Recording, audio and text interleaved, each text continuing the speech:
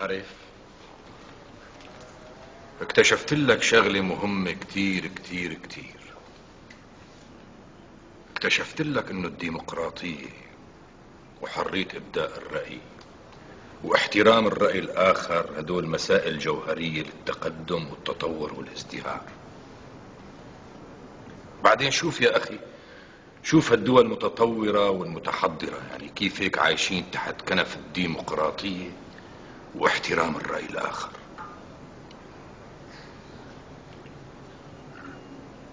بعدين يا حبيبي هذا الزمن هو زمن النقاش وتبادل الآراء ووجهات النظر، مو زمن العضلات.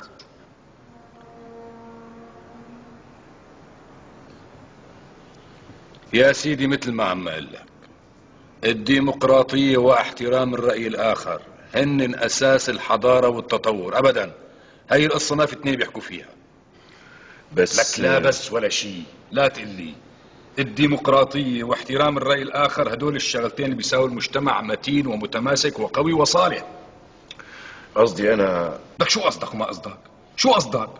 اللي دخيل الله اللي. لك يا بني آدم أنا عم أقول لك شغلة ما بيختلفوا عليها اتنين. ما في حل لمشاكلنا غير بالديمقراطية، نقطة انتهى. لك ايه بس بس لي. لك عم تضربك شو انك عنيد ومكيد وما تفهم. ولك يا بني آدم هذا الموضوع ما في نقاش نهائيا.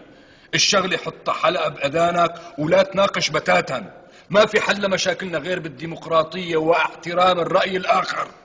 لك طيب بس خليني. يا الله لا يخليني اذا بخليك تحكي. لك يخرب بيتك شو راسك ماكن وما بتستحي. ولك هذا الموضوع اكبر منك ومني. ولك الديمقراطية واحترام الرأي الاخر هن شغلة منيحة كتير، منيحة كتير غصب عنك ان قلت ايه وان قلت لا. عم تفهم لما عم تفهم؟ والله فهمان عليك بس لسه بيقول لي بس. لك العمر اللي ضربك شو انك تيس ولا تحكي حرف، سدني عليك ولا تحكي شيء. لك ديمقراطية على ديمقراطية مو على كيفك ولا العز ولا حرف. طيب لك لسه بيحكي. ولك هذا الموضوع غير قابل للنقاش نهائيا. لا تجادل حس ولا حرف. بلعة بلعة. شعب ما بيجي غير ما رح تزبط معك